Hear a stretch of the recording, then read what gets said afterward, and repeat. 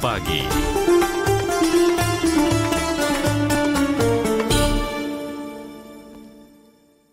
92,4 FM Pro 1 dari Palembang, kanal informasi dan inspirasi. Pendengar, kita sudah berada di program Mutiara Pagi untuk edisi hari ini Selasa 7 April 2026. Dengan tema kita pagi ini mengenai faktor-faktor menurunkan keimanan. Dan saat ini juga kita sudah terhubung bersama narasumber kita Ustadz Dr. Imron Taslim SP, SPD, MSI, MPD. Assalamualaikum Ustadz.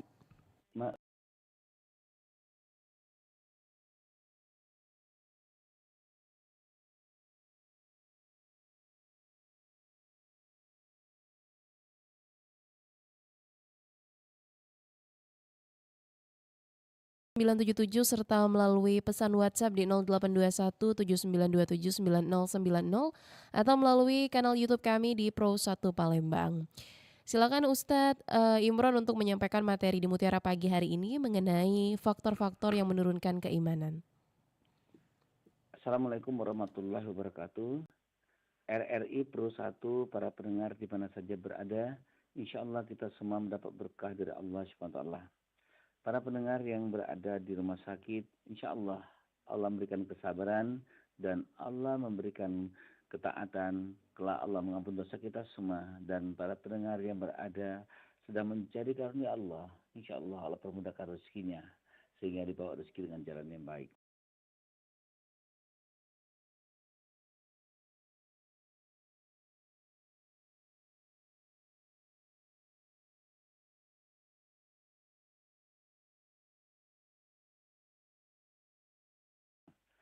Yang pertama, faktor internalnya adalah penyebabnya adalah kebodohan. Di mana orang-orang yang bodoh, apa itu orang bodoh itu? Orang-orang yang tidak punya ilmu. Jadi yang bodoh itu adalah orang-orang yang tidak punya ilmu agama. Pertanyaannya Ustadz, ada orang yang pintar banget, sekolahnya tinggi, doktor, bla bla bla, tapi mereka tidak punya ilmu agama. Itu mudah sekali turunnya iman. Ya. Maka terjadi orang-orang yang bodoh, ya, menyebab turunnya keimanan itu adalah dia tidak mengenal ilmu-ilmu Allah dan sifat-sifatnya Allah. Yang kedua, membuat mereka itu lalai. Nah itu galai ya. Lalai mengingat Allah, mengulur waktu. Yang ketiga, ya, dia berbuat maksiat dan berbuat dosa. Yang keempat, meninggalkan ibadah. Yang kedua, penyakit hati yang sombong, ya. Dan orang-orang yang cinta dengan dunia. Para pendengar sekalian, bahwasanya iman seseorang itu naik turun.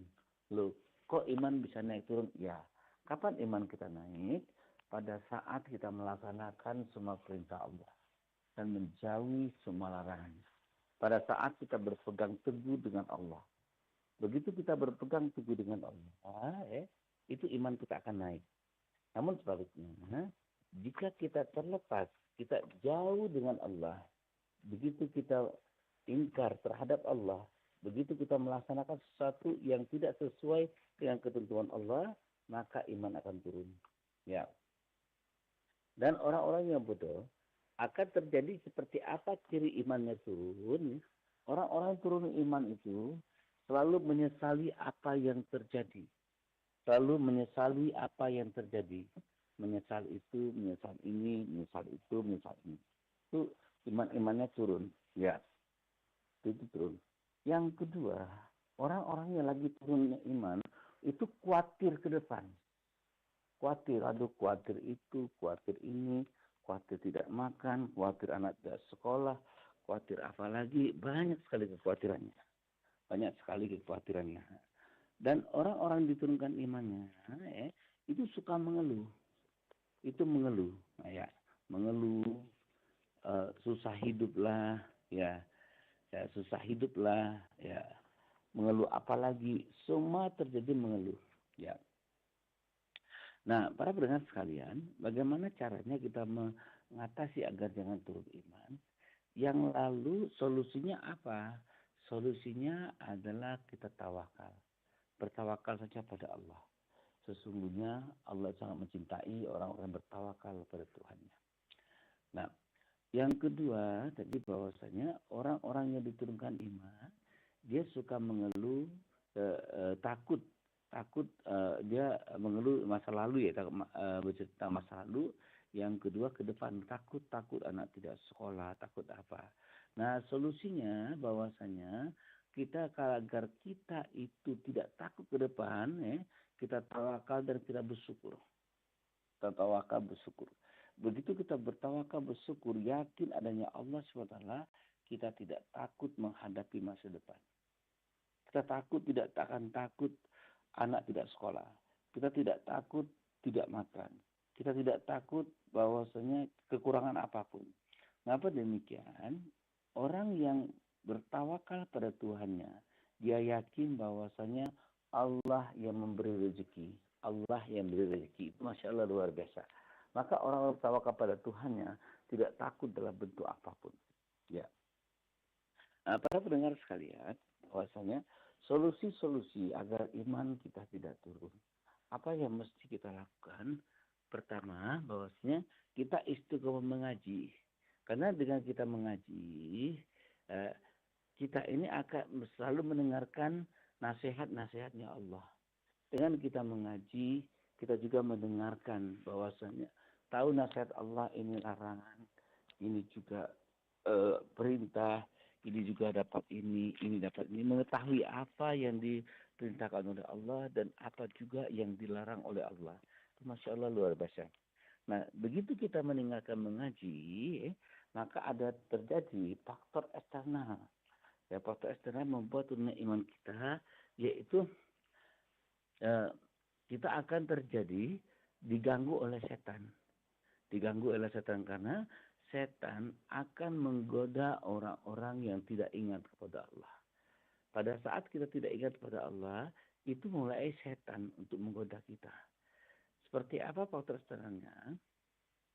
Allah akan memberikan pada kita itu orang-orang yang tidak baik. Ya, Allah akan kalau kita yang baik akan terjadi orang-orang seputar kita orang baik. Namun kalau kita tidak baik, kita akan bertemu pada orang-orang yang tidak baik. Karena itu rumusan-rumusan Allah. Ya, itu rumusan-rumusan Allah. Dan pengaruh eksternal ini ada lagi menurut iman media yang negatif, tontonan situs yang negatif, kita pemikiran yang negatif. Yang ketiga adalah kita memfitnah orang lain atau kita menyalahkan orang lain dalam satu kehidupan. Kita kasih contoh, dalam menyalahkan orang lain, kita punya kendaraan tersenggol. Kita menyalahkan orang lain, itu akan menurunkan iman kita. Tapi kalau kita meyakini bahwasanya tidak ada musibah yang terjadi kecuali sudah tercatat di lauh mahfuz. Tidak ada musibah yang terjadi kecuali atas seizin Allah. Insya Allah iman kita stabil. Tapi pada saat kita menyalahkan orang lain, kita selalu mencari celah orang, selalu memfitnah orang, selalu kita menganggap diri kita benar, maka iman kita akan turun. Insya Allah para pendengar sekalian, semoga kita semua mendapat berkah dari Allah SWT. Setelah kita berjumpa di surganya Allah SWT. Kita kembali ke studio kembali.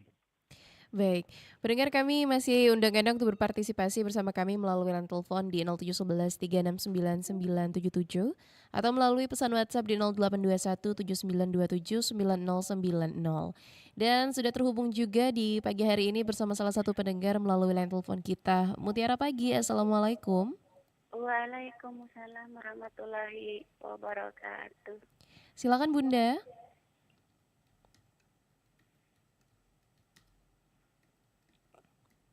Halo Bunda.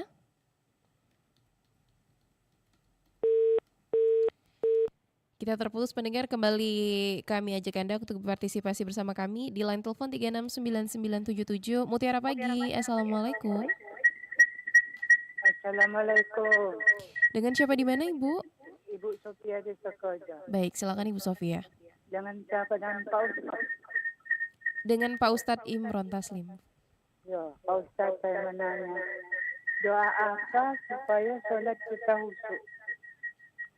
Doa apa supaya sholat kita khusyuk? Baik, itu saja Ibu. Ya. Iya. Baik, terima Doa kasih Bu. apa? Ya, supaya sholat kita khusyuk. Ya, baik Bunda, Bunda nanti bisa buka di suratnya Ibrahim ayatnya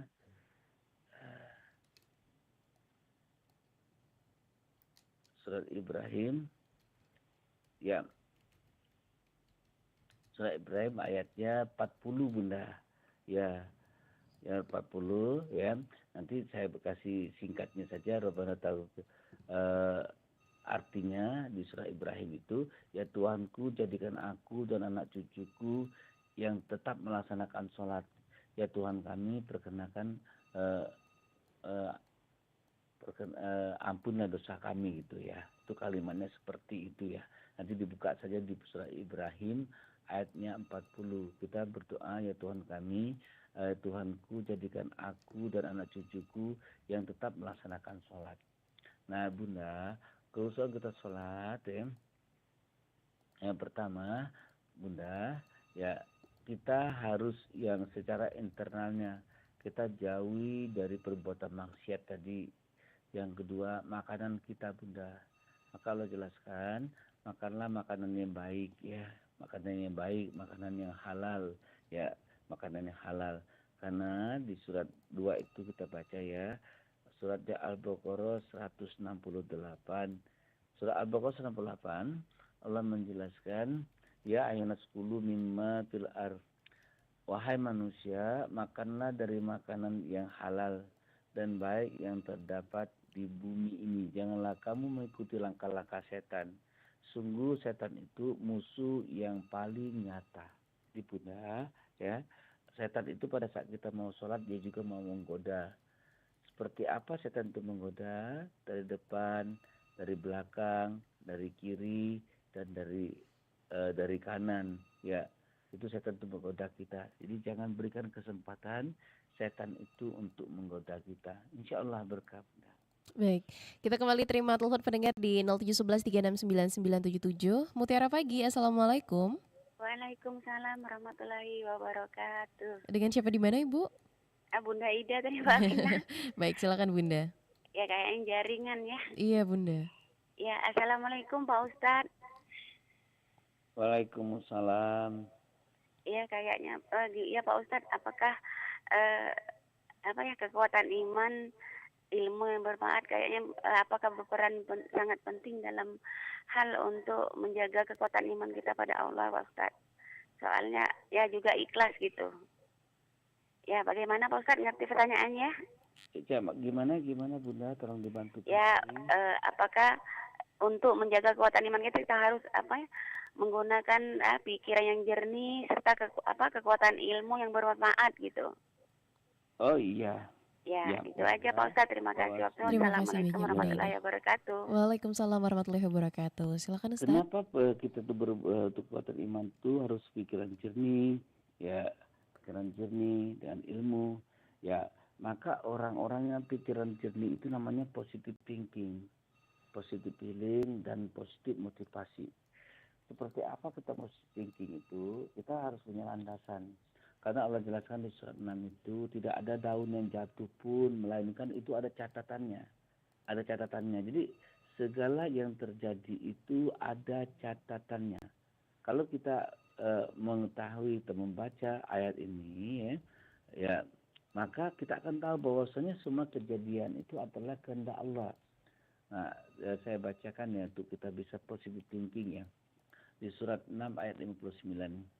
Dan kunci-kunci yang semua gaib itu ada padanya. Tidak ada yang mengetahui selain Dia. Dia mengetahui apa yang ada di daratan dan apa di lautan. Tidak ada daun selai pun yang gugur yang tidak diketahuinya. Masya Allah, luar biasa ya. Daun yang jatuh, daun bonsai yang jatuh. Dia mengetahui, ini luar biasa ya. Luar biasa ya, luar biasa. Apalagi segala sesuatu yang terjadi itu Allah mengetahui. Dan juga Allah menjelaskan, Allah mengetahui semua isi hatimu. Jadi apapun isi hati kita Allah mengetahui. Allah mengetahui semua. Jadi pikiran kita harus positive thinking, positive feeling dan positive motivasi. Dan kita tidak boleh untuk negatif dengan apapun, termasuk kita pada Allah. Dan siapapun yang terjadi harus jernih berpikir. Dan pada saat kita ada musibah, maka terjadi kadang-kadang orang turunnya iman. Mengapa dia turunnya iman, dia musibah? Ya, karena mereka tidak mengerti bahwasanya di musibah ini dia itu lagi dipersiapkan hadiah dari Allah. Hadiah dari Allah. Begitu kita musibah, siapkan bahwasanya Allah akan memberikan hadiah buat kita. Ini Masya Allah luar biasa. Ya insya Allah Bunda Aisyah tadi ya. Bunda Ya, Ida Ustaz. Bunda Ida. Baik, kita kembali terima telepon pendengar di Mutiara Pagi hari ini. Mutiara Pagi, Assalamualaikum. Terputus, kita kembali ajak pendengar untuk bergabung bersama kami melalui telepon di 369977 atau di pesan WhatsApp di 082179279090. Mutiara Pagi, Assalamualaikum. Waalaikumsalam warahmatullahi wabarakatuh. Dengan siapa di mana Bapak? Dengan Kliwon. Baik, silakan Pak Kliwon. Makasih. Assalamualaikum Ustaz. Waalaikumsalam. Kalau menyimak uraian Ustaz tadi, apa berarti semua kegelisahan itu terjadi atau bertepatan dengan penurunan iman itu Ustaz? Kemudian pertanyaan yang kedua, kalau tiba-tiba mengalami gelisah yang tidak tahu sebabnya Ustaz, itu solusinya gimana Ustaz? Terima kasih Ustaz. Ya. Assalamualaikum warahmatullahi wabarakatuh. Waalaikumsalam warahmatullahi wabarakatuh. Silakan Ustaz. Masya Allah Mas Kliwon, berkah selalu, insya Allah berkah selalu. Mas Kliwon menanyakan kegelisahan itu salah satu terjadinya penurunan iman kita. Ya Mas Kliwon. Bahwasanya kita gelisah, kita khawatir, yang terjadi itu adalah iman kita lagi menurun. Ya, iman kita lagi menurun ya. Nah, solusinya apa? Solusinya kita tawakal saja. Tawakal pada Allah. Jadi apa yang kita membuat kita gelisah, apa yang membuat kita gelisah itu kita tanyakan pada diri kita. Kok tiba-tiba saya ini kok gelisah sekali? Ternyata ada sesuatu yang kita perbuat, sesuatu yang kita tidak suka yang terjadi itu. Ya, tidak bisa. Jadi pada saat kita berbuat sesuatu yang kurang baik atau kita tidak menerima kejadian itu, maka kondisi hati kita tidak tenang. Ya, kondisi hati tidak tenang sebenarnya. Kondisi hati kita tidak tenang itu, iman kita lagi melemah. Kita cemas, apalagi kehilangan gairah, kekurangan rasa syukur itu ya, kekurangan rasa syukur. Contoh, ini mohon maaf, saya pagi ini kayaknya kurang fit ya. Tapi saya syukur aja. Masih sholat kita ke masjid, lari, pulang ke rumah gitu. Yakin bahwasanya Allah akan memberikan kekuatan, Allah akan memberikan kesehatan. Ya, yakin bahwasanya Allah menjaga. Sudah. Jadi kita walaupun tubuh kita kurang fit ya, wajar kita manusia, kesehatan naik turun. Tapi iman kita tetap kita perkuatkan. Kita jangan ada cemas. Hari ini belum ada ya, saya mau ongkos anak sekolah, jangan cemas, tenang nak. Sebentar lagi, ini masih ada waktu. Jam berapa sekolahnya? Jam 7.30. Ini baru jam 5.30, masih ada 2 jam lagi.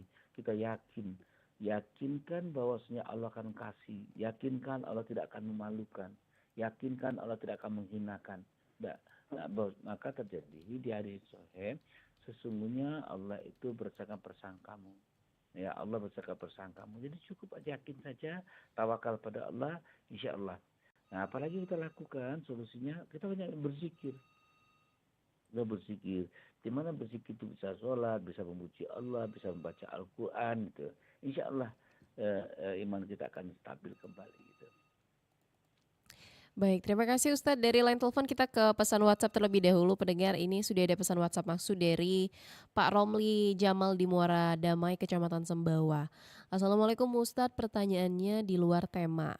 Ketika sholat hari raya Idul Fitri atau Idul Adha, pada rakaat terakhir ada imam membaca doa kunut, ada yang tidak baca doa kunut. Melihat fenomena ini, mohon penjelasannya Ustadz, terima kasih. Silakan Ustadz. Ya. Kalau saya saya tidak membaca doa kunut seperti biasa saja itu. Ya, mungkin mereka punya dalil yang lain. Ya, karena kita ini kan ada beberapa masa-masa beberapa dalil, karena saya belum melakukan itu. Tapi saya tidak menyalahkan, mungkin keterbatasan ilmu saya gitu ya, keterbatasan ilmu kita. Jadi mungkin mereka punya dalil yang lain, gitu. Punya dalil yang lain. Jadi kita tidak boleh menyalahkan dulu. Jadi sebelum kita menyalahkan, kita pahami dulu gitu ya. Kita pahami dulu, kita bertanya lagi ya. Karena kalau Idul Fitri itu kita bertakbir gitu ya. Bertakbir saja, insya Allah berkah. Baik, dari pesan WhatsApp kita kembali ke line telepon, sudah terhubung bersama salah satu pendengar. Mutiara Pagi, Assalamualaikum. Waalaikumsalam. Dengan siapa di mana Bapak? Ya, Pak Abu Bakar juga. Baik, silakan Pak Abu Bakar. Ya, terima kasih. Assalamualaikum Ustaz Imran. Waalaikumsalam warahmatullahi wabarakatuh. Begini Ustaz. Jadi tanda-tanda pada zahirnya orang beriman itu, misalnya orang yang berjubah, bergamis, kemudian memakai sorban, kemudian di tangannya terpegang tasbih, kemudian hari-harinya beriktikaf di masjid. Itu juga tergolong tanda-tanda orang beriman yang kuat, Ustaz. Apa bagaimana? Ya itu aja Ustaz. Terima kasih. Halo? Assalamualaikum. Baik, terima kasih banyak Pak Abu Bakar. Waalaikumsalam warahmatullahi Tanda apa wabarakatuh. tadi Pak Cire? Orang yang berjubah, bersorban, kemudian memegang tasbih dan hari-harinya itikaf di masjid Ustadz. Apakah itu tergolong orang-orang yang beriman Ustadz? Iya. Orang beriman itu ya ini kan disebut nama Allah gemetar hatinya. Ya, gemetar hatinya. Dibacakan adalah bertambah imannya. Ya. Dia melaksanakan sholat dan bersedekah. Ya. Hanya kepada Allah dia bertawakal. Itu yang tertulis di Al-Quran di surat 8 ayatnya 2, 3, 4. Ya. Maka di sini bahwasanya orang beriman bergetar hatinya, dia sholat. Dibaca ada betapa imannya, dia mengaji. Ya, dia mengaji. Hanya kepada Allah bertawakal. Dia berani berjuang. Berjuang jalan Allah. Ya, dia berani berjihad. Ya. Nah, itu yang tadi casing orang berjubah, dia bertasbih, dia di masjid terus, itu satu casing ya, itu casing. Nah, yang tahu keimanannya dia sendiri, apakah dia memang beriman, ya, disebut nama Allah gemetar hatinya, dibaca pertama imannya, hanya pada bertawakal, dia sholat dan bersedekah. Nah itu, jadi kalau kita melihat tanda zahirnya, tanda yang kita lihat pertama, sholat atau tidak, ya. Jika disebut nama Allah gemetar hatinya, dibaca ayat telah pertama imannya, ikut majelis atau tidak. Yang ketiga, hanya kepada Allah bertawakal, dia suka berkeluh kesah atau tidak, dia suka kecewa atau tidak, ya. Dia hanya kepada Allah dia bertawakal. Nah, kalau sudah ada 5 itu, maka benar-benar dia itu beriman yang diakui oleh Allah. Mengenai baju itu casing ya, casing. Ada juga orang-orang yang Nasrani, dia ke Mekah, dia berjubah, dia ingin mengetahui agama Islam. Itu bercasing, berjanggut, berjubah seperti orang Islam, casing. Tapi sebenarnya imannya bukan untuk hanya bertawakal pada Allah untuk menghancurkan Islam. Nah, tapi kalau kita insya Allah, kalau mereka di masjid, mereka sholat itu ya juga berzikir, itulah kalau kita lihat tanda-tanda orang yang beriman itu. Karena salah satunya kita beriman itu menutup aurat. Kalau perempuan, laki-laki juga menutup aurat. Laki-laki kan kaki kanan di atas, di bawah lutut itu ya, dengan baju rapi. Karena Allah menjelaskan juga bahwasanya berpakaianlah yang pakaian yang baik. Disuruh kita berpakaian yang baik. Itu juga satu zahir keimanan kita. Insya Allah berkah. Baik, di belakang Pak Abu Bakar sudah terhubung kembali salah satu pendengar di Mutiara Pagi ya, pagi hari ini. Mutiara Pagi, Assalamualaikum. Waalaikumsalam warahmatullahi wabarakatuh. Silakan Om Ana. Mbak Pina ya? Iya, Iya, terima kasih Mbak Pina. Assalamualaikum warahmatullahi wabarakatuh, Pak Ustadz. Waalaikumsalam, Mbak Tina. Iya, siap selalu ya Pak Ustadz ya. Benar Amin, Pak amin. Ustadz, mau bertanya. Sebenarnya seseorang itu dikatakan beriman yang baik itu seperti apa gitu. Contohnya gini Pak Ustadz ya, seperti yang dibilang Bapak Abu Bakar tadi itu. Ada itu seseorang itu ya, bukan seseorang, pada umumnya saya tidak seperti itu.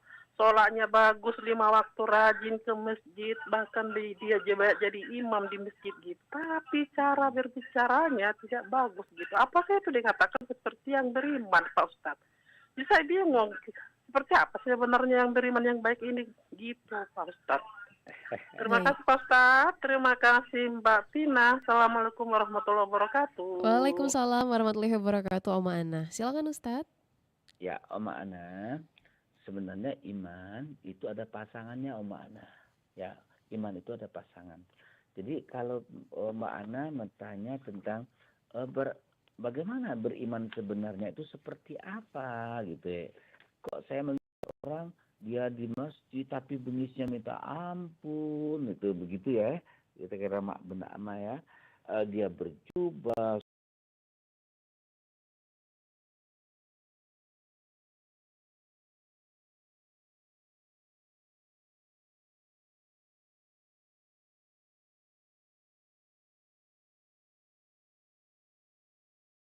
surat Al-Hujurat 49 ayatnya 15. Innamal mu'minuna alladzina amanu billahi wa rasulihi summa lahum yartabu ya. Allah menjelaskan sesungguhnya orang-orang yang mukmin sebenarnya, ya ini kalimatnya begitu ya. Sesungguhnya orang-orang beriman sebenarnya mereka beriman kepada Allah dan Rasul. Kemudian mereka tidak ragu berjihad dengan harta dan jiwanya di jalan Allah.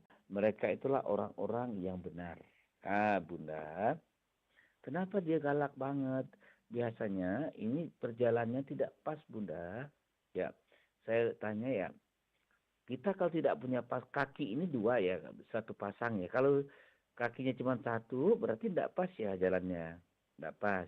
Pun kita iman itu harus pas jalannya.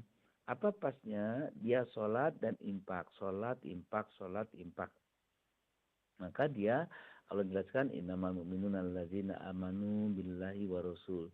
Ya, orang-orang yang mukmin itu sebenarnya adalah mereka yang beriman pada Allah. Seperti apa beriman pada Allah gitu ya? Bahwasanya Allah punya aturan-aturan. Beriman pada Rasul, apa yang dilakukan Rasul? Rasul itu selalu mengajak orang dengan hikmah, Nah, maka iman yang ada hasil, iman yang punya pasangan. Ya, pertama pasangan tuh iman tuh ilmu pasangannya. Pasangannya ilmu.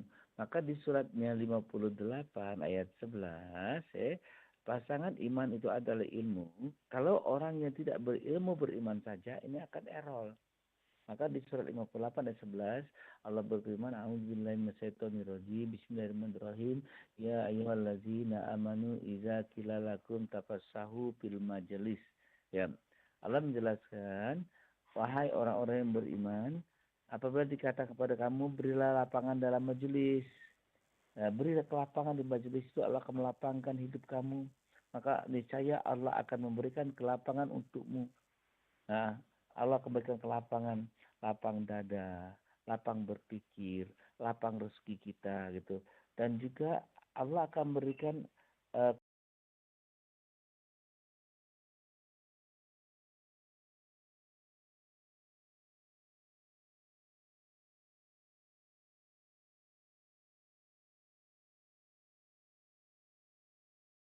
juga pasangannya apa kebaikan.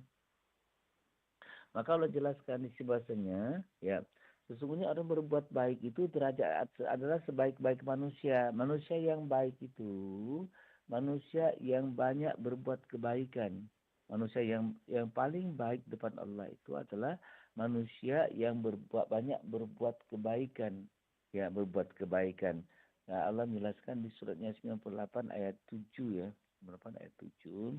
Sesungguhnya orang-orang beriman dan mengerjakan kebajikan, mereka itu adalah sebaik-baik makhluk. Sebaik-baik makhluk ya. Kalau dia banyak berbuat kebaikan, maka dia akan menjadi sebaik-baik makhluk. Nah, baik itu ada baik pada diri sendiri. Ya, baik pertama baik prasangka kepada Allah, baik pada diri sendiri dan baik pada makhluk di muka bumi ini. Jadi kebaikan pertama prasangka kita yang baik pada Allah, yakinkan semua terjadi adalah kehendak Allah. Baik kepada makhluk diri sendiri, ya kita menjaga ya seperti 7 dimensi kehidupan kita ya. Tawakal, sosial dan pendidikan. Ini kita baik pada diri sendiri, baik pada orang lain ya. Karena dengan berbuat baik itu Allah akan membalas semua kebaikan kita. Iman juga ada pasangannya apa? Amal soleh, itu amal soleh. Jadi yang mendorong perbuatan kita itu dari amal soleh kita. Karena derajat seorang itu tergantung kepada amal solehnya. Kalau amal solehnya baik, insya Allah itu baik kok. Baik, baik insya Allah. Ya kita doakan saja Bunda Oma tadi ya, Oma dan pendengar sekalian, mereka akan menjadi orang yang lebih baik. Insya Allah berkah selalu. Baik, kita ke pesan WhatsApp terlebih dahulu pendengar. Ustadz sudah ada pesan WhatsApp masuk dari hamba Allah. Assalamualaikum Masya Allah. Ustadz. Seorang imam Waalaikumsalam. dalam sholat dianjurkan yang berilmu dan qori bacaannya bagus dan lain sebagainya. Pertanyaannya, bagaimana kalau imam dimaksud yang kesehariannya cara berpakaian masih melihatkan aurat? Pakai celana pendek, di bawah pusar kelihatan, dan cara bicaranya kasar. Mohon pencerahannya, terima kasih. Wassalamualaikum warahmatullahi wabarakatuh. Silakan Ya. Ustaz. Syarat iman pertama oke, selain daripada umur ya iman tuh syaratnya adalah ilmu ya, ilmu. Kalau kita dia membuka aurat pada saat imam atau di rumah, buka aurat boleh kalau di rumah dia boleh, tapi pada saat dia keluar tidak boleh. Ya tidak boleh, dia imam nggak boleh. Imam itu harus tertutup, apalagi kita pakai celana, laki-laki pakai celana nih pas kita sujud nanti kelihatan kan sebelah belahan pantatnya, maaf ya, itu kan itu batal sholatnya karena terbuka auratnya. Maka laki-laki kalau imam ya harus bajunya agak panjang nutupin sehingga pada saat sujud tidak kelihatan, ya tidak kelihatan. Yang kedua, ini orangnya kasar. Nah, maka imam, maka di surat 217 itu tanyakan kepada orang-orang yang berilmu, ikuti orang-orang yang berilmu. Nah, mengenai bacaan tidak mesti qori ya, tidak gitu, yang penting bacaannya sempurna. Ya, contoh, kadang-kadang banyak yang masih salah membaca ya, karena membuat artinya berbeda, Kalau sekedar bacaan saja itu tidak jadi masalah. Tapi kalau membuat artinya berbeda, itu akan bermasalah. Kita contoh, ada imam Bismillahirrahmanirrahim. Nah itu kan salah. Ya, karena roh sama ha itu tidak bertasdid itu. Yang benar Bismillahirrahmanirrahim kan, bukan roh ditasdidin. Kalau banyak imam kadang-kadang ditasdidinnya nirrahim, sebenarnya nirrahim gitu ya. Nah ini harus teliti, bacaan Al-Fatihah biji nanti akan berbeda maknanya. Jadi tugas makmum kalau imamnya lalai kurang tuh diperbaiki, diluruskan. Nanti dengan pelan-pelan sampaikan ya. Enggak Bismillahirrahmanirrahim. Alhamdulillahirabbil alamin. Arrahmanirrahim. Maliki yaumiddin. Iyyaka na'budu wa iyyaka nasta'in. Itu ada orang imam seperti itu ya, yang suaranya bagus ya alhamdulillah. Tapi kalau kita tidak ada suara yang bagus ya seadanya aja. Bismillahirrahmanirrahim. Alhamdulillahirabbil alamin. Ya. Yang penting didengar dan orang sejuk bacaannya benar. Ya, tidak mesti harus qori banget ya. Ya, karena tidak semua orang memiliki suara qori. Nah, tapi kalau memang ada yang suaranya bagus, bacaannya bagus, alangkah bagusnya. Contoh saya kalau Idul Fitri atau mana sholat bagus saya khotib, saya bawa imam yang bagus, yang suaranya bagus, ya suaranya bagus. Jadi sehingga khotibnya bagus mereka dapatkan, imamnya mereka bagus juga. Tapi kalau dipinta langsung kita ngimam ya kita bicara saja, suaranya begini seadanya, bla bla bla. Bagaimana kalau kita ganti ya lebih bagus. Di ACC oke, enggak ACC oke kita ngimam, kita udah kita kasih tahu. Karena Bapak Ibu sekalian, maaf sekali, penceramah itu dia ceramah nggak ngimam. Nah coba kita lihat Ustaz Somad pada saat dia lagi sholat di mana, karena ada yang lebih bagus, dia suruh orang, kamu yang imam, saya yang khotib, kamu yang imam, saya makmum belakang. Nah, bukan berarti dia tidak bisa baca, tapi karena ada yang lebih bagus, insya Allah berkah. Baik, pendengar kita kembali terima telepon di 369977. Sudah ada pendengar yang tergabung. Mutiara Pagi, Assalamualaikum. Waalaikumsalam warahmatullahi wabarakatuh, Mbak Alvina. Dengan siapa di mana Bapak? Pak Zakaria di Kenten. Baik, silakan Pak Zakaria. Assalamualaikum Pak Ustadz. Waalaikumsalam Pak Zakaria, Masya Allah. Ya, semoga selalu sehat Ustadz ya, bersama kita semua. Amin. Ustadz mau tanya gini Ustadz, ada doa diajarin Rasulullah Ustadz ya, bahwa kita itu berdoa supaya dijauhkan dari kematian yang mengerikan. Misalnya jatuh dari tempat yang tinggi, kemudian tenggelam atau terbakar, dan yang lain-lain. Tapi di lain pihak Allah memberikan suatu kasih sayang atau ampunan kepada kita, bahwa orang-orang yang mati dengan cara yang mengerikan itu dia mendapatkan mati syahid Ustaz. Jadi dosanya diampuni. Mohon pencerahannya Ustaz ya, semoga bermanfaat bagi kita semua. Terima kasih. Assalamualaikum warahmatullahi wabarakatuh. Waalaikumsalam warahmatullahi wabarakatuh. Silakan Ustaz. Ya.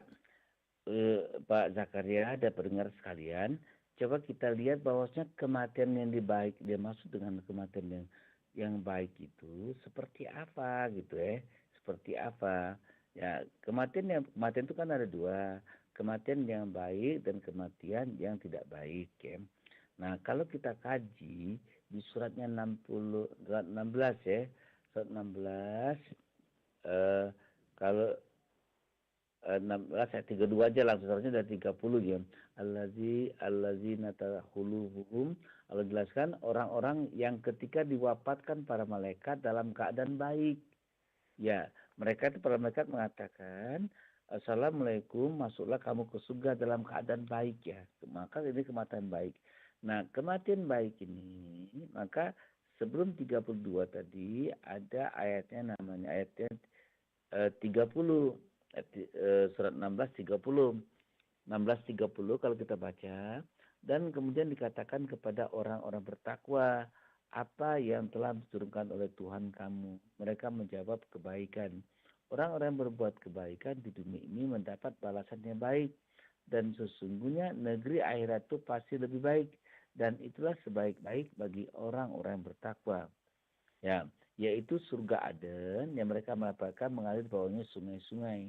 Di dalam surga itu mereka mendapatkan segala keinginan, Allah memberikan balasannya. Dan di 32-nya orang-orang yang yaitu orang-orang diwafatkan dalam keadaan baik.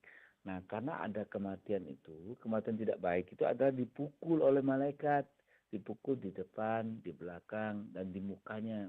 Di surat Al-Araf 50 kan Al-Araf 50. Nah, jadi bukan berarti mereka ya tenggelam, dia syahid karena apa dia tenggelam itu?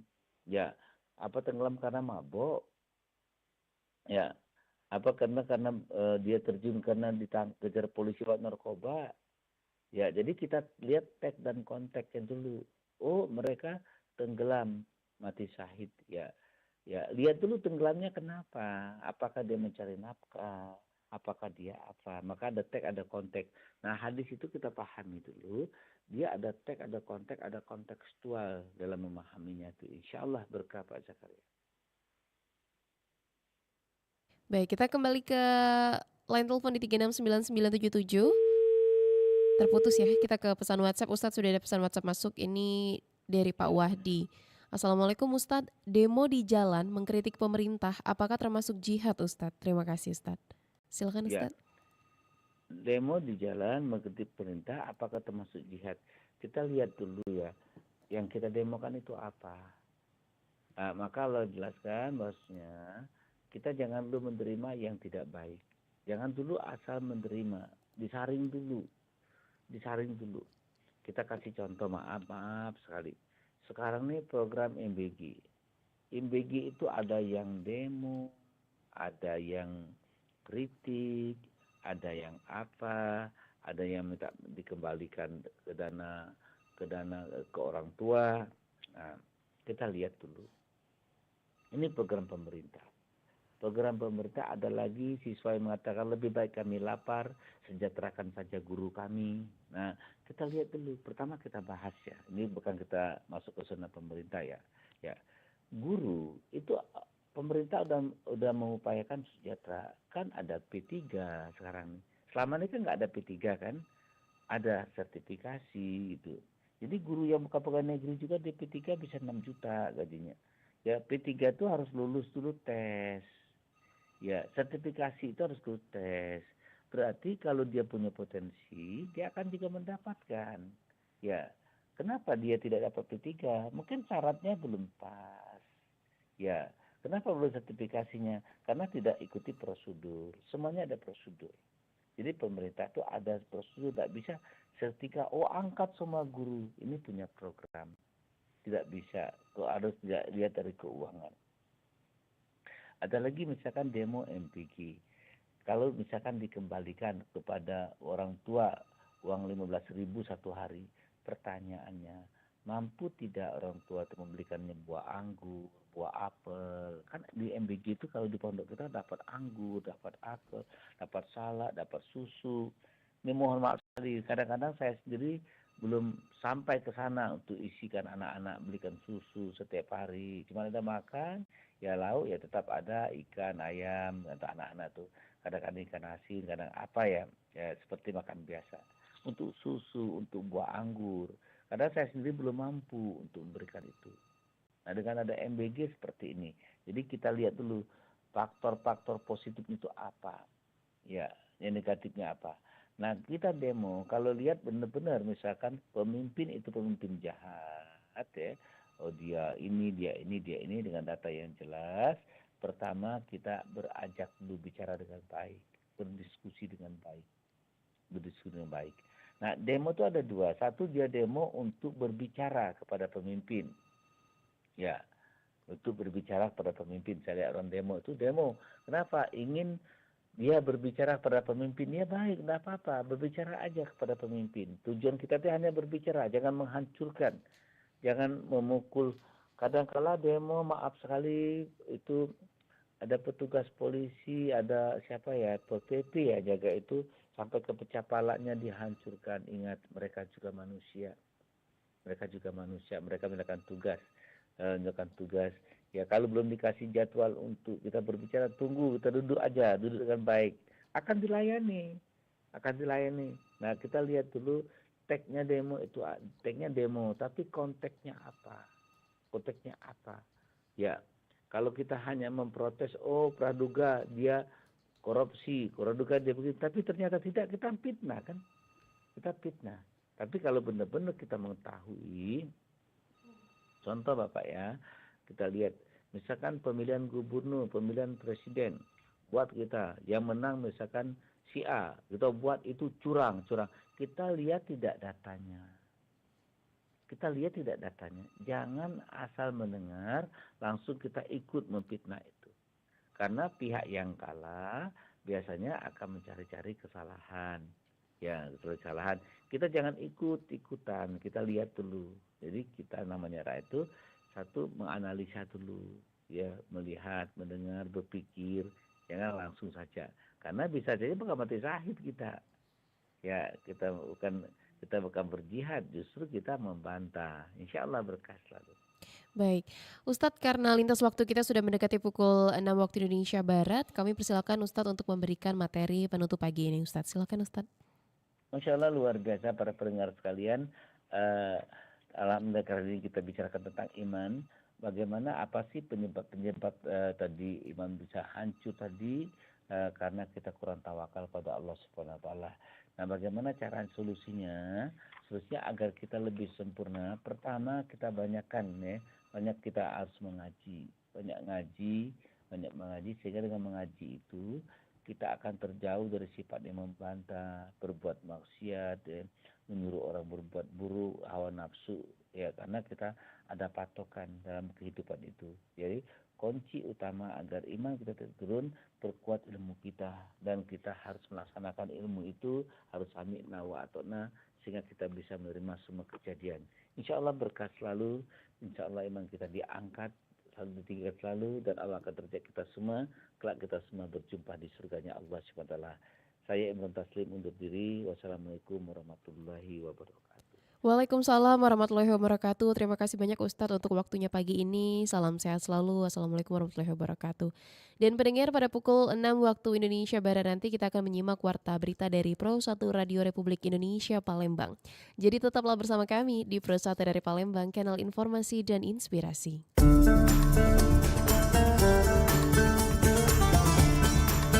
Baru saja Anda ikuti Mutiara Pagi. Terima kasih untuk kebersamaan Anda. Sampai jumpa.